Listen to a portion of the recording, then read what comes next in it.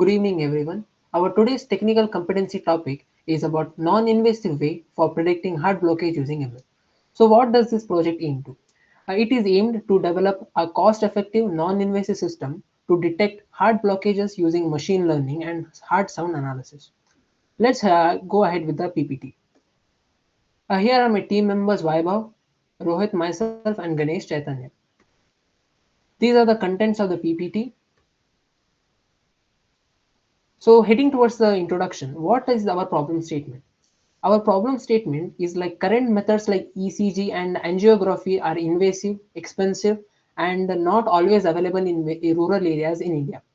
So, what is our goal? Our goal is to use heart sound recordings in ML models like CNN to predict heart blockages non invasively. And heading towards heart disease, a silent epidemic across the world. So here we can see the top deaths in the world due to heart disease, in which India stands the second position, followed by Russia, Indonesia, and China. So here on the right side, we can see many news headlines where a 20-year-old, 40-year-old, even small kids from aging from 5 to 10 years die. And in the second and in the third, we go through the justification exactly. So why does this matter? Is this really a real world problem? Yes, it is. Why does this matter? Angiography, which is costly and needs special equipment.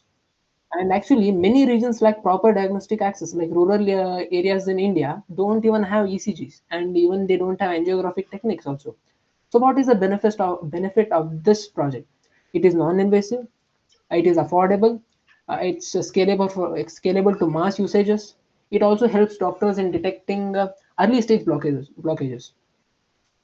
So for this, we need to collect huge amount of data. So where will we get those data? We have used PhysioNet heart sound database where we got n number of heart sound recordings. We also use MIT BIH phonocardium data. And what are the pre-processing techniques? For the pre-processing techniques, we use band pass filters, which ranges from 20 to 200 kilohertz to remove the noise, which means there will be many unusual noise in the recordings. And we also use segmentation, like extracting hard sounds into S1 and S2 parts. And the third one is normalization and scaling for better ML input. And the next part will be explained by my friend Ganesh.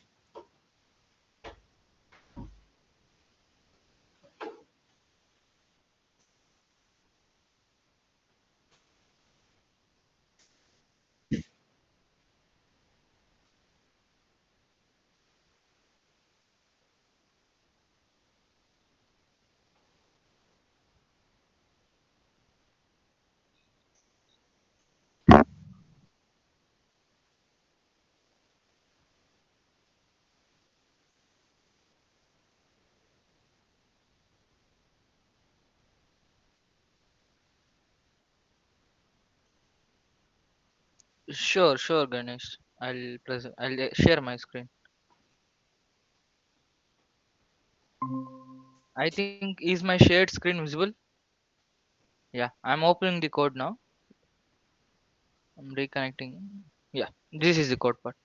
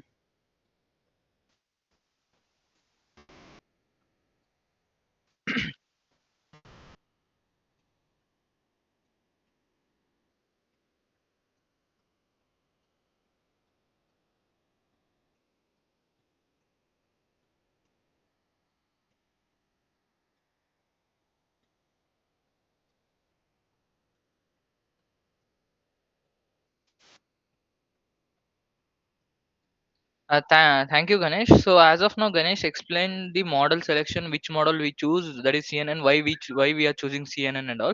So the main core, what we are doing is here, we will be collecting the data of heart sounds, and we will be converting those heart sound into Mel spectrogram images.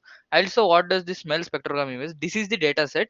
We have divided data sets into three different parts. That is test data, train data, and validation data. So the ratio is, for test data it is of, uh, for train data it is of 70%, for test data it is of 20%, and for validation data it is of 10%. So in test data, as usually everyone knows, heart disease contains major five types. These are the five types. That is, A stands for aortic stenosis, MR stands for mitral regurgitation, MS stands for mitral stenosis, and MBP stands for mitral valve propulsion, and N stands for normal, whose heart is normal. So when we open this, we can see the images here. So this image is called as spectrogram image. So we have generated this image. Like when we collect sound, we will be putting that sound into our code, and that our code changes the sound into this Mel spectrogram images.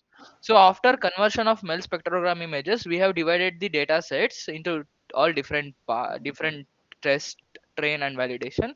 So, and these data sets will be trained to our model. Here we are training our model with the data sets which I shown earlier.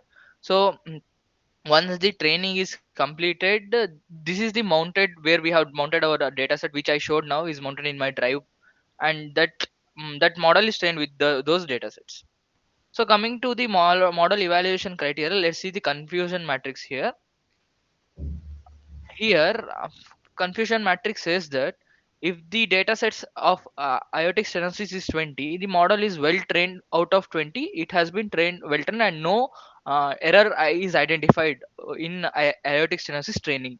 So in mitral regurgitation training also, the model has been trained well, no error has been, or no missing values has been found. Model has gained every knowledge of all whole data set. But in the case of mitral stenosis, the model has gained the knowledge of 17 datasets, but it is not gaining the knowledge of three datasets. I think it might be getting confused with the images. So the confusion matrix is saying that three images are not well trained. So the ratio of predicting mitral stenosis will be decreasing little less. So MVP has been trained very well, and normal has been very trained very well. So coming to the image prediction part, we can see that the sample content, the content of sample data, that is 13 JPEG. Let me see. Let me show you what does it contain.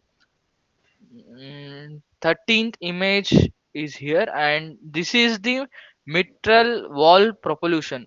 So I have given the, as for our knowledge, we are knowing that it is mitral wall propulsion. Let's see what does our model predict, and I have given the path of that data also. So when we are run this, we'll be getting the image, and it is predicting that the disease is mitral wall propulsion, and the rate of prediction, that the confidence level of the ML model is around 90%. So it is saying that the person with this sound is as identified as a is suffering from mitral wall propulsion. So see the prediction probabilities. It is predicting that 0.001 as atrial stenosis, and MR as 0.3, and MS for 25, and 90% is predicted as mitral wall propulsion. So final diagnosis will be mitral wall propulsion. So here our model is working fine. This shows that our model is working fine. It is identifying all the diseases. So Rohit, can I go through the slides, please? Yeah, sure.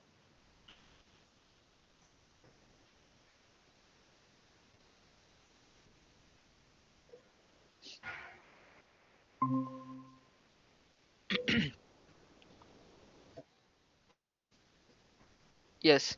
So as I showed in evaluation matrices, that is confusion matrix, the training has been done very well for all the datasets, excluding MVP, that is mitral wall propulsion. Can I go to the next slide, please? Yeah. For the implementation, when we come to the implementation and feasibility part, so the hardware what we required, the hardware is required to usually to collect the data. So as we know, digital stethoscope contains the mic, which filters the noise around and which gives the data. So we'll be using digital stethoscope to collect the data, and the collected data is transferred to laptop using Bluetooth or USB cables. So what software we are depending on? Basically, as I showed, we have using Python language, that is Librosa, TensorFlow, and SciPy and Matplotlib for all the libraries for ML and data processing. And the Flask will be used as a web diagnostics tool, which we have not implemented it, but we are going to implement it. So what challenges we faced while doing this? So like open sources data does not contain many data. It literally contained around 800, that too hardly 40 to 50 data per disease. So data limitations are very much, so we faced with that. And model optimization, as you saw that MVP has been trained very, like the probability of guessing predicting is around 17. Like if we give 20 images, it has been well trained with 17. So model optimization is decreased here, and we are trying to overcome by, it will be overcome by giving more data. Next slide.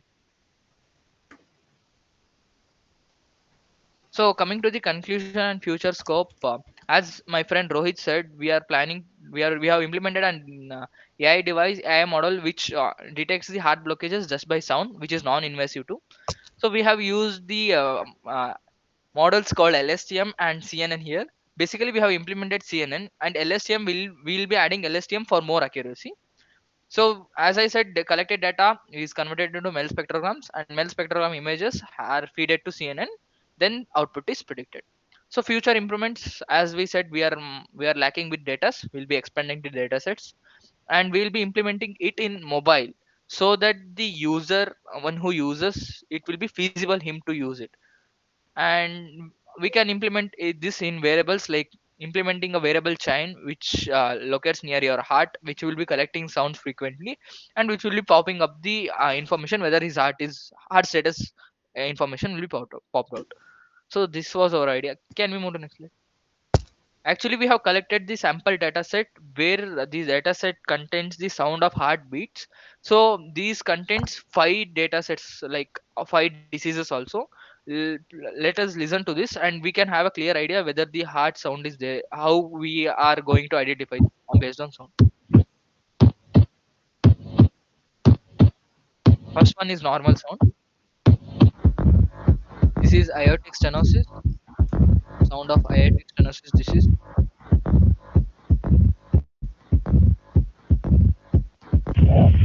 This is mitral wall occlusion.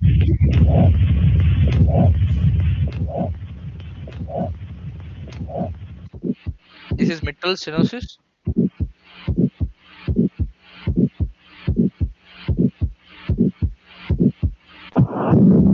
This is mitral regurgitation.